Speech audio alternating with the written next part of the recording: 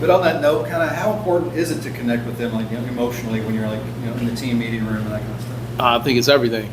I mean, this generation, a lot of coaches complain that these kids are different. These kids are different. No, not really. You just have to know how they're wired and what kind of makes them go. And I think authenticity still wins, and I've always been that way. I've always been passionate, and that pregame speech that I like to give those guys, I mean, I try to dig down deep somewhere, and usually it hits home. I guess kind of going off of that, how much of a balance is it now to not only recruit the team, but to get recruit them to stay too? You have so much transfer portal kids come in and then decide to come back. What's that like for you in terms of balancing those conversations? That's a great question. I was talking to Vince Morrow about some of those things, and in reality, I think it's just be yourself. Be yourself. Don't try to be someone that you're not. Like I said earlier, I think authenticity still wins with kids. They want someone to be real with them, to hold them accountable, but also be able to know that they care about them off the field as well. So however I can help them grow on the field as well as off the field, I think it speaks for itself when they talk to each other, when they talk to their peers. They can speak to those things, and I don't really have to recruit them as hard because I care for them and I love them like they're my own. And when I decided to coach, just like I heard Teddy say the other day, I mean, when I decided to coach, I'm a father first. So those are my sons. I've got 3 girls. Wasn't fortunate enough to have any boys, but they are, good Lord gave me 7 boys in that room, and that's the way I move with them. Oh, thank you. Chris, have you seen a difference, I guess maybe comfort level with the guys who are now sophomores? Absolutely. I mean, it's been very exciting to see the game slow down for Isaac Brown and Duke Watson. I mean, it's almost like it's happening in slow motion for those kids at times in practice. And I told them yesterday I thought they had a really good practice, diagnosing reads earlier than they used to last year. Very dialed in pass protection. They're seeing safety rotation to get pre-snap reads and things. So it's been very, very exciting to see their growth. Even Bam, I mean, this is his 3rd year in the program. I call it Chapter 3 for him. And I mean, again, it's slow motion. I mean, there's very few mental mistakes, and he's helping the younger guys out as well as Duke and Isaac.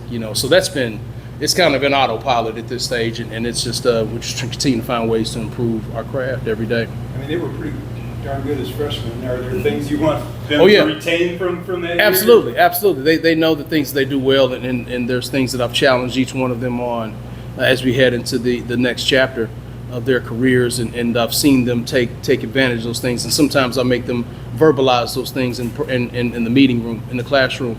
Hey, Isaac, what is it that you want to focus on and get better today? Verbalize it, right? So that it sinks in. So when I take the field, these are some of the things that I want to get better on. I focus on those details and how I can improve in those specific areas. So we do little things to try to improve our focus, practice in, practice out.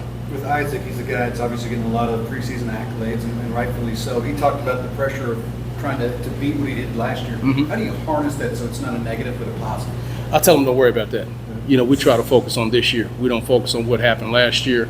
And yeah, he talks about that, but we've had many conversations that there is no pressure.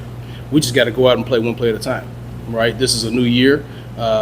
Last year was last year, and it was what it was, but we've got to prove ourselves all over again. So it's almost like this is, starting over from scratch, and so don't focus on I've got to be better. Let me be great today. Let me be great on this rep. And that's all that matters right now. So we're just trying to stay on him. I mean, he's a young guy, and there's people in his ear and things like that. But we just stay on him and communicate with him. Hey, man, it's a new day, man, new opportunity to be great on this rep. Just going off of that, obviously the attention outside is different than in the game. Mm-hmm. He's going to be the target for a lot of defenses. Knowing the success you had at Wake Forest, how do you kind of prepare him to hey, they're going to game plan for you? Oh man, I mean that's a great question. I mean, because that's all I spoke to him about all summer. I remember, after my big freshman year, and I had a big year, and then coming into my sophomore year, just the amount of pressure that I felt, and the way the defense is adjusted to playing me, seeing heavier boxes, and I told him, hey man, it might be, a little crowded in there early on, and that's respect to you and what you all have done. But we've got to let the game come to us. We don't need to go looking for the home run every time I touch the football. Play the game. It'll come to you. and focus on one play at a time. And as we continue to evolve offensively, the quarterback's doing a great job distributing the football. It'll loosen up some of those boxes in there, and then we'll be able to do our thing, and it goes all hand in hand. So we just don't need to press. We need to make sure that we play team football, protect the quarterback when it's in the passing game, and then we take advantage of the run opportunities. The guys had some good things to say about Sean Wiggins and his transition to running back. From your perspective as a coach, what have you seen over the course of fall camp while he's making that switch from wide receiver? Man, immense growth. I mean, I tell you what, he looks like a natural running back, and he's got some traits to him that you just can't coach.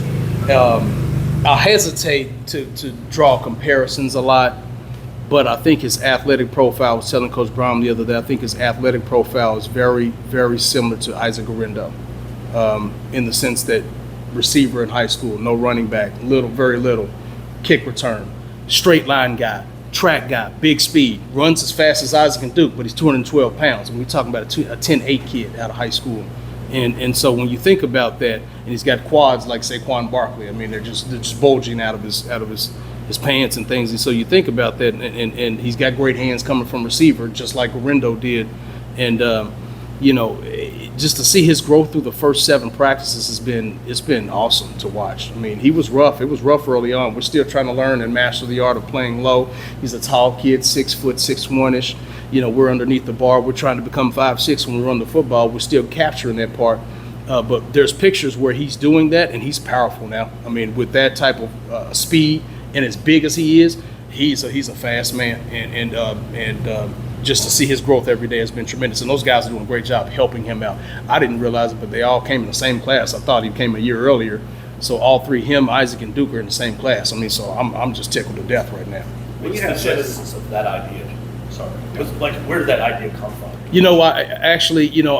Right before we started training camp, about a week before we started training camp, Sean hadn't really gotten on the field here yet. In the summer, he's kind of running with the 3s as a receiver, maybe 4s, and just kind of hadn't really emerged in that room. And I kind of got a little thin because my freshman was dealing with some things, and Jamar Swowder, and so didn't really have him around. And so I was like, I kind of need another guy. And so I'm looking at the kid, and I'm like, he's so big and fast and strong. I mean, let me just try to work something out with him. Maybe, maybe he can do it for us. It kind of reminded me of some kids I had at Purdue.